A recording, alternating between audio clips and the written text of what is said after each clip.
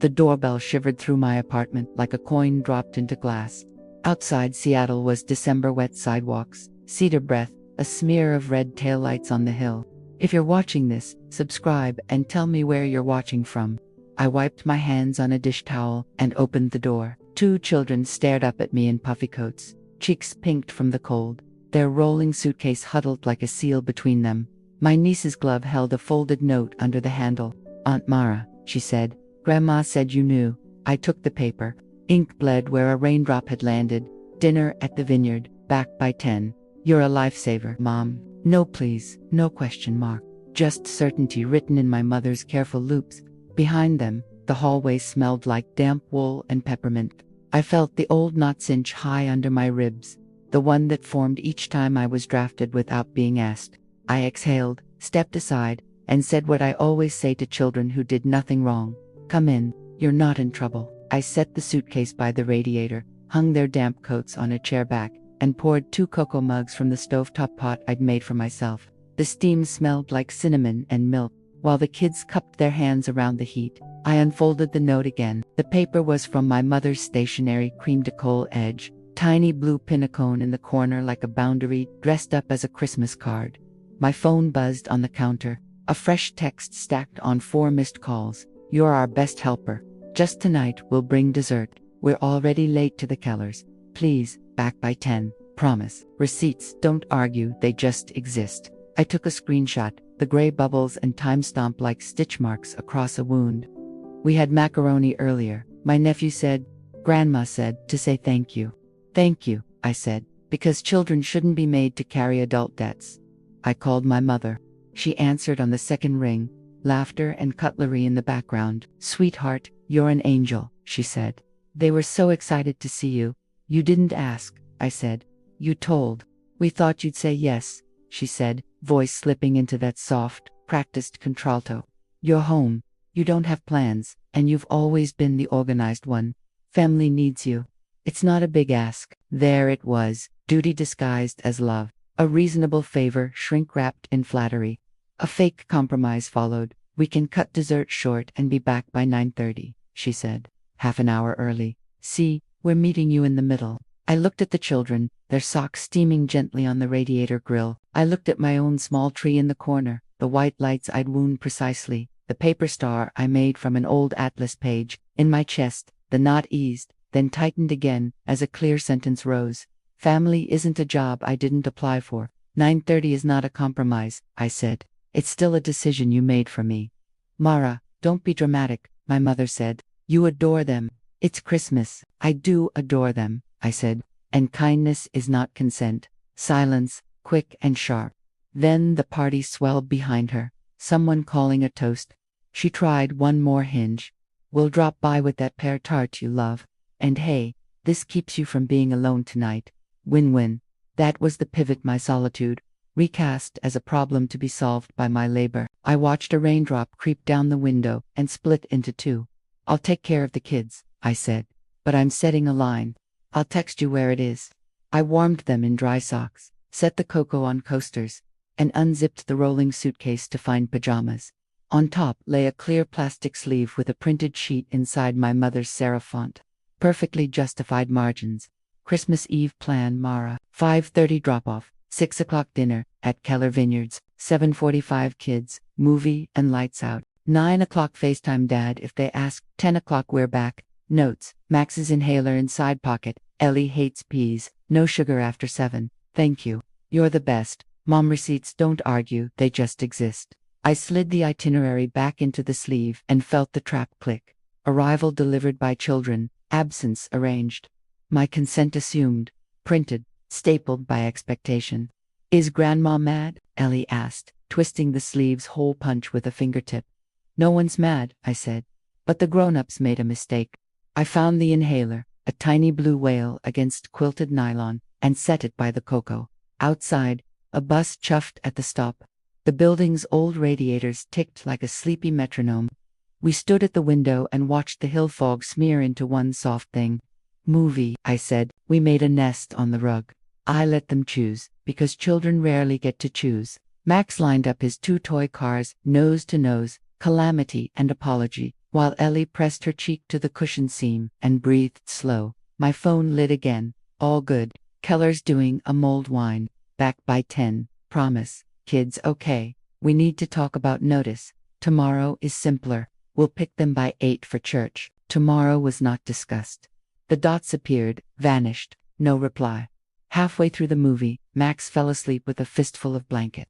Ellie traced the Atlas star in my tree with her eyes. Your star has a line through Norway, she murmured. That's the fold, I said. Maps remember where they've been closed. At 8, I brushed teeth with them and read the short book my sister always forgets to return. The apartment held its winter sounds, the elevator cables, low hum, a neighbor's kettle clicking off. Innocence is loud when the adults are irresponsible. It rings in small, ordinary things done on time. I returned to the kitchen. The itinerary lay on the counter, face up. The words were back by 10, looked like a promise, printed without ink for a signature. I pulled a pen from the jar and underlined the time once. Then I took a photo of the page next to the cocoa rings and my watch. 8:36 p.m. A witness in stainless steel. At 8:45, another text. Running late. Pear tart surprise. Midnight latest. You're an angel. Don't be upset. The knot under my ribs loosened not in surrender, but in decision. I opened a clean notes page and drafted a single sentence, spare as winter light. I gave them 60 minutes and a choice. I set my phone on the counter, screen bright against the dark tile, and typed the sentence I'd drafted. Me, I gave you 60 minutes and a choice.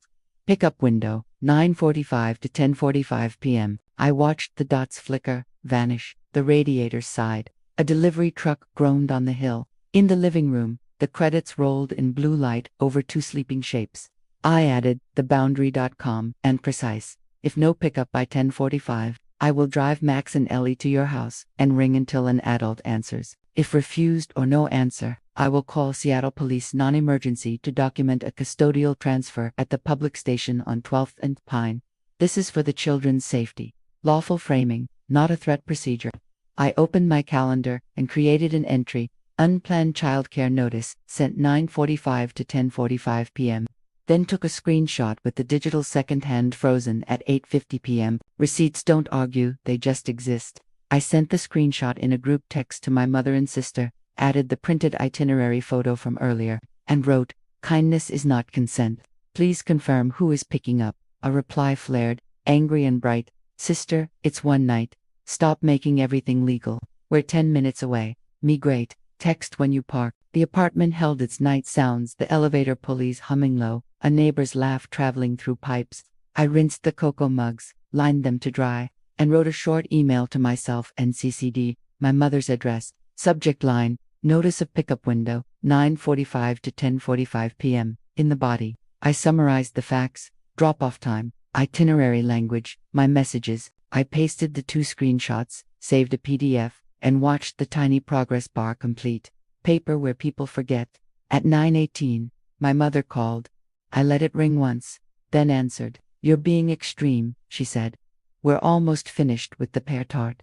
Pick up by 10:45, I said. Or, I follow the plan, I texted. Don't you dare involve the police, she said, voice slipping. It's family. Exactly why I'm documenting, I said. Family isn't a job I didn't apply for. Silence, then a brittle laugh. Fine, she said. See you soon. I set the phone face down and tucked quilts around the children. The tree lights reflected in the window like distant fairies. Outside, rain stitched the street in silver threads. The knot under my ribs loosened, another notch, not victory, just oxygen. At 9:46, no car lights swept the blinds.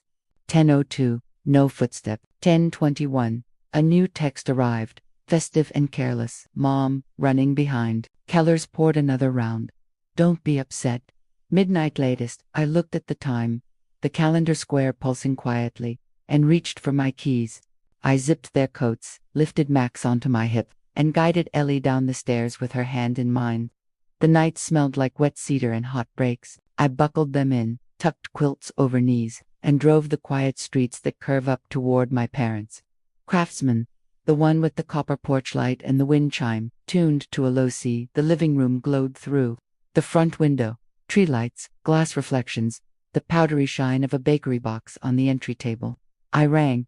Inside, Voices lifted, then hushed. My mother opened the door with a smile that didn't reach her eyes. You didn't need to drive them, she said, stepping back as Ellie walked in, already sleepy. We were on our way. It's 10:52, I said. I followed the plan, I texted. My father appeared behind her, sweater misbuttoned, cheeks warm with wine. Oh, come on, Mara, he said, easy as an old habit. It's Christmas Eve. It is, I said, and lifted Max into his arms. He's asleep, inhalers in the side pocket. The house carried familiar winter note syringe peel, floor wax, the faint yeasty sweetness of the pear tart cooling on the counter. My mother reached for my elbow. You could have waited, she said softly. You made a scene. I avoided one, I said. I gave you 60 minutes and a choice. She started to argue, but I handed her an envelope instead. Inside were 2 pages. The printed itinerary with my underlined 10 o'clock and a single sheet summarizing the times and messages. Receipts don't argue, they just exist. This is insulting, my father said, holding the envelope like it might stain. It's clarity, I said. Going forward, 48 hours notice for childcare. Ask, don't assign. If you assume again, I'll decline. If you drop off without consent, I'll document and involve neutral systems to keep the kids safe. No one raised a voice. The clock in the hallway struck 11, each chime a clean cut. Ellie yawned and leaned against my mother's leg. Kindness is not consent, I thought, and the sentence felt like a warmed stone in my pocket. We'll talk tomorrow, my mother said finally, brittle bright. Come for brunch at 1. I have plans, I said. I kissed Ellie's hair, brushed Max's sleeve so he'd feel a goodbye he wouldn't remember, and stepped back onto the porch. The rain had thinned to mist. I walked to my car, put on the wipers once, and drove home without looking in the mirror. Morning came pale and pewter. I brewed coffee and watered the pothos, curling over my bookshelf. My phone buzzed before the kettle clicked. A Facebook notification unfurled like a rash. Linda Hale gives friends with a wreath emoji border. Some people forget what Christmas is about. After hours of babysitting, my daughter drove our grandkids at midnight and threatened to call the police on her own family. We're heartbroken. Please pray for grace. The comments stacked fast. Cousins who only see us in summer, church acquaintances with strong opinions and partial facts, a few pitying faces, one shame from a woman who used to borrow my textbooks in high school. I set my mug down and breathed through a 4-count. Public escalation, right on schedule. I opened notes and drafted a statement the way I write proposals at work. Spare, chronological, no adjectives that could be used against me. I posted to my page, set to friends, then clicked allow sharing. I attached 3 images. The itinerary photo with my watch, the text thread where Picapundo 9:45 to 10:45 p.m. sat under a blue timestamp, the calendar entry screenshot with the digital secondhand frozen at 8:50 p.m. I blurred the kids' names and faces. Receipts don't argue, they just exist. My statement last night: I received an unplanned drop-off of 2 minors without prior consent. I set a pickup window and explained I would document a custodial transfer if needed, for the children's safety. At 10:46, I drove the children home, asleep, and handed them to their grandparents. Family isn't a job I didn't apply for. Kindness is not consent. Going forward, please ask, not assign. Then I muted the thread and made an omelet. By the time I folded it over, the chorus had tuned itself. A college friend wrote, "Boundaries protect kids too." A neighbor, "This is standard safety practice." Someone else asked for context. I didn't reply. My mother's post gathered heat. An aunt typed, "You could have kept them, Linda." And another replied, "We don't dump kids without asking." Under my statement, a single line from my sister, fast and defensive. "You made Mom cry. Congratulations." I typed once, deleted, and posted this instead. Me, I won't debate this here. I'm posting only to correct a public claim, wishing everyone a peaceful holiday. I took a picture of both posts, including timestamps and the share icons, and saved them in a folder titled 12 to 24 Boundaries. Then I drafted a short email, subject line, social statement posted, and sent it to myself for the paper trail. If stories were going to be told about me, I would make mine precise. By noon, the storm of comments had thinned to squalls. I set a plate of sliced oranges on the table and let the apartment fill with the clean, citrusy smell. A new notification blinked, a name that made me sit up a little straighter. Ruth Mendel had commented. Mrs. Mendel, retired school principal, neighbor across the hall for 19 years. The sort of woman whose sentences make rooms quieter. She babysat me once when my parents were late to a fundraiser. I still remembered the peppermint she kept in a cut glass jar. Her profile photo showed her in a red scarf, chin lifted like she was bracing winter itself. Under my post, she wrote one line. Boundaries are love with a backbone. I hadn't asked her to write it. She added a second comment a minute later, measured and plain. For those concerned, documenting pickups for minors is best practice. We taught staff to do it at school. No fireworks followed, just a subtle pivot. A cousin clicked like. A church acquaintance added a small thank you. The thread's temperature dropped 10 degrees. A soft knock sounded. When I opened my door, Mrs. Mendel stood there with a tin of Rugalock and a square of stiff paper. I printed what I wrote, she said, handing me the sheet. People edit posts. Paper keeps its shape. On the bottom, she'd penned the time, 12:08 p.m., and signed it with the firm loops of a woman who had signed 1,000 forms. I slid the page into my 12 to 24 boundaries folder and felt the knot under my ribs loosen again. One quiet click. On December 26th, the air went brittle and bright. The kind of winter sun that makes puddles look like cut glass. I took the light trail downtown and walked 2 blocks to Whitman and Low PLLC, a tidy suite on 3rd Avenue in Seneca, where a gold-lettered directory still believed in serif fonts and decorum. The lobby smelled faintly of eucalyptus and toner. Alina Park, partner, greeted me with a grip both warm and professional. Mid-40s charcoal blazer, a fountain pen that clicked like a metronome for truth. I read your statement and screenshots, she said, after we sat. Let's make sure your boundary is enforceable and your exposure is low. She listened while I laid out the timeline. The doorbell, the itinerary, the texts, the midnight pivot. I slid a thin manila folder across the table, 12 to 24 boundaries with printouts. The itinerary photo beside my watch, the group text, thread with pickup window, 9:45 to 10:45 p.m. The calendar screenshot, the 2 social posts with timestamps and Mrs. Mendel's printed comment signed 12:08 p.m. Receipts don't argue, they just exist. Options, Miss Hale, Elena said, pen poised. We can send a no unannounced drop-off letter to your parents and sister. Formal notice that you will not accept custodial responsibility without prior consent except in true emergencies, which we will define. We can also create a short family boundaries agreement for them to sign 48 hours notice. Clear pickup windows, emergency-only exceptions, and a documentation protocol. Not a court thing, a civility thing with legal teeth.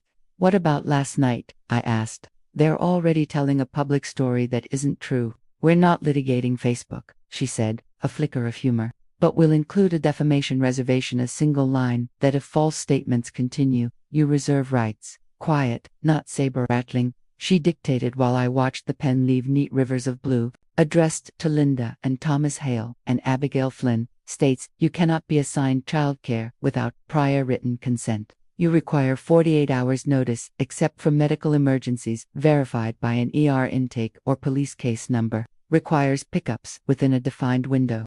After that, you will deliver minors to their legal guardians or document with SPD non-emergency at 12th and Pine. A no-drop policy at your residence. No leaving minors at your door without a confirmed acceptance text from you. A line that you will document interactions for safety and clarity. Invitation to sign the attached family boundaries agreement by January 5th. One snag, she added, looking up SPD, won't retroactively document drop-offs that already occurred. They'll only log at the moment, with a call, for your file, we need something official acknowledging the timeline. I have EXIF data on the photos, I said. Good, but we'll want a neutral corroboration. Do you have a third-party witness from that night? My neighbor, Ruth Mendel, retired principal. She printed her comment and signed it. Alina smiled, small and approving. Perfect. We'll append that as a witness statement. And I want a short email thread where you summarize the events to the involved parties the same night, sent before midnight. Did you? I CC'd myself and my mother at 8:55 p.m. with the pickup window, and on the 25th I emailed that I'd posted a correction. We'll use the email as contemporaneous notice. Send me the .eml so we preserve headers. She drafted the letter on her screen and angled it toward me. Plain, spare, nothing anyone could mistake for an attack. I approved a few word choices. Ask, not assign. Minors, not grandkids. She printed on heavy bond and slid a copy into a blue folder. We'll send this certified mail. Return receipt requested, she said. An email, a PDF to eliminate. We never got it. At the USPS on 4th Avenue, the fluorescent lights hummed like tired bees. I filled out the green slip with careful block letters and watched the clerk stamp Deck 26 in red on the certified mail. The stamp ink bled just enough to feel official. I photographed the stub next to the postmark clock. Paper where people forget. That evening at home, Elena's email arrived. Hell boundary letter. The body was 3 lines and immaculate. Dear Ms. Hale, please find attached the final letter in agreement, transmitted by email to L. Hale, T. Hale, Hale, and A. Flynn, and dispatched via certified mail. Alina Park, partner, Whitman and Lowe, PLLC. I saved the PDF and the email as files. My mother replied, her tone sugared and sharp. From Linda Hale, Re. Boundary letter. We don't recognize your demands. You are family. Family helps. Turning holidays into legal threats is unkind. We will not sign anything that treats us like strangers. You embarrassed us in front of everyone and terrified the children with police talk. Don't do this again. Gaslighting comes dressed like concern. I highlighted the sentence, we don't recognize your demands, and forwarded it to Alina, with 2 lines. Please advise on response. My ask remains. Ask, don't assign. Alina called instead of writing. Perfect reply for our file, she said. We'll answer with a short, measured note, receipt acknowledged, disagreement noted, boundary unchanged.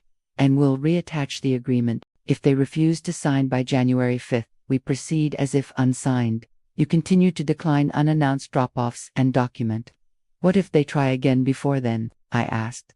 Then we use your no-drop policy. If they leave children at your door, you call SPD non-emergency while the children are with you and request a welfare documentation. You already drafted the language. We'll tighten it. Also, add a door notice inside your peephole. No unannounced childcare accepted. It's not for them. It's for any third party who later asks what your practice was. There's one more snag, I said. My building has a rule about posting anything on doors. Then we solve it by artifact, she said. Photograph the typed notice dated and time-stamped. Tape it inside your coat closet door, and add a line in your notes. Door notice maintained inside residence to comply with HOA rule. Paper beats rumor. We executed the plan. I typed the door notice, snapped a photo of it beside my watch reading 6:32 p.m., and filed it. I also printed a 1-page emergency exception form. Alina drafted blank lines for a hospital intake number or case number, kept with the inhaler on my entry table. Systems protect tenderness.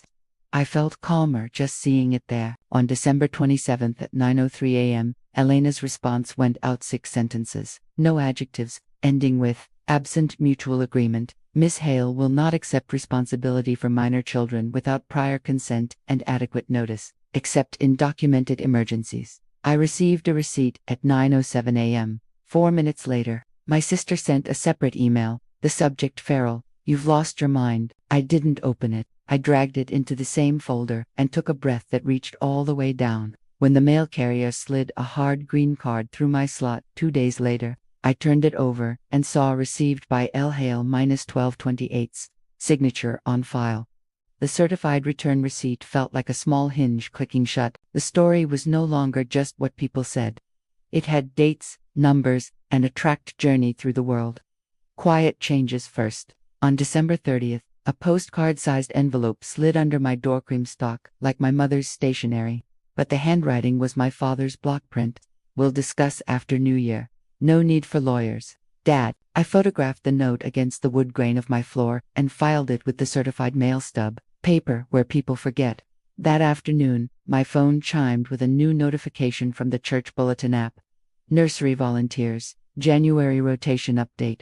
My mother's name, usually listed every other Sunday, was absent. A new line at the bottom read, all volunteers to complete updated pickup documentation training effective immediately.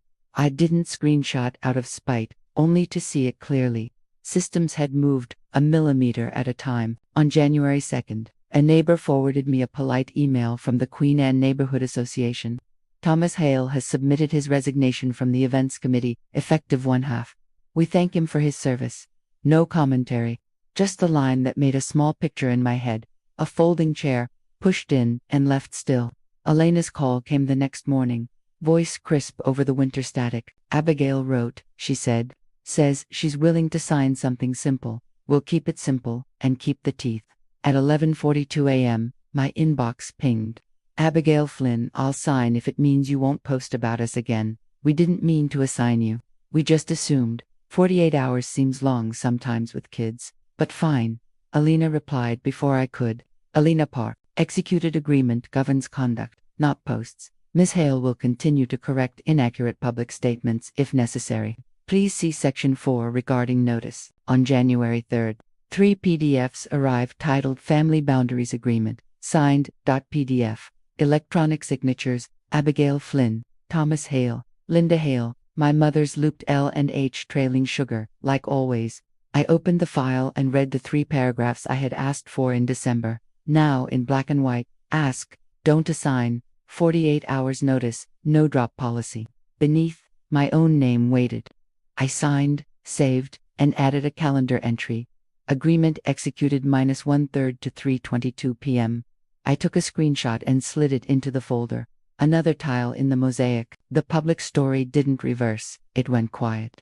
My mother's wreath-framed post slipped down her timeline, supplanted by a photo of the pear tart. Comments on mine settled into a last drift. Proud of you. This. The algorithm moved on. 2 images marked the fallout better than any thread. The first, a blue nylon volunteer lanyard with its badge flipped over, lying on my parents' hall table beside an unused roll of raffle tickets. The second, a tin of Rugalock from Mrs. Mendel with only 2 missing, a yellow sticky note on the lid. Take what you need. I kept both pictures on my phone, not to gloat, but to remember that change is usually the sound of a drawer opening and something being put away. On January 4th, my father called at dusk, the hour when Windows mirror rooms back at you. We signed, he said, throat clearing. It felt formal. It is formal, I said. It's also simple. Your mother says we hurt your feelings, he added. You put me in a position that wasn't safe or fair, I said. Feelings followed. He didn't argue. He asked about the kids' gloves, and whether Max's inhaler had enough refills. And for a moment we stood where we have always been strongest together, inside the small, practical details that keep people well. We'll ask next time, he said, and we'll accept no for an answer. Thank you, I said. After we hung up, I opened my 12 to 24 boundaries folder and added one more thing. A single-page scan of the agreement with the 4 signatures framed in thin black. Receipts don't argue, they just exist. The story had found its footing not with apologies or a dramatic confrontation, but with a form, a rule, and the quiet dignity of sticking to both. On the 5th of January the rain paused, and the city gathered itself into a hush that felt almost like apology. I carried my pothos to the balcony and set it on the railing where the afternoon made the leaves look lacquered. Below, wet pavement reflected a pale sun. Somewhere a bus exhaled and moved on. Inside, my small tree was still lit. The Atlas star had begun to curl at one tip, Norway folding toward Finland the way paper remembers hands. On the table lay the thin stack I'd made, certified mail stub, the signed agreement. Mrs. Mendel's line in firm blue, boundaries are love with a backbone. Beside it, a pen. Tools, not weapons. I brewed tea and cracked the balcony door an inch. Cedar and cold metal drifted in. I thought about the night of the doorbell, the damp wool smell, Max's asleep heat on my shoulder, Ellie tracing a fold with her eyes. Kids blameless, always. The adults learned. The systems held. Receipts didn't argue. They simply kept faith with the moments that made them. My phone buzzed once, a photo from my sister of the kids in sparkly paper crowns, tongues stained purple by some celebratory candy I would have outlawed after 7. Thank you for the gloves, the caption read. I typed "You're welcome" and sent a sticker of 2 mittens tied together at the wrists. I carried the folder to the shelf and slid it between cookbooks. Not a shrine, a file. The new rule of my life felt as simple and exact as the steam rising from my cup. Ask, don't assign. Kindness is not consent. Family isn't a job I didn't apply for. If you're still here, thanks for listening, and I'll meet you in the comments. Your voice matters.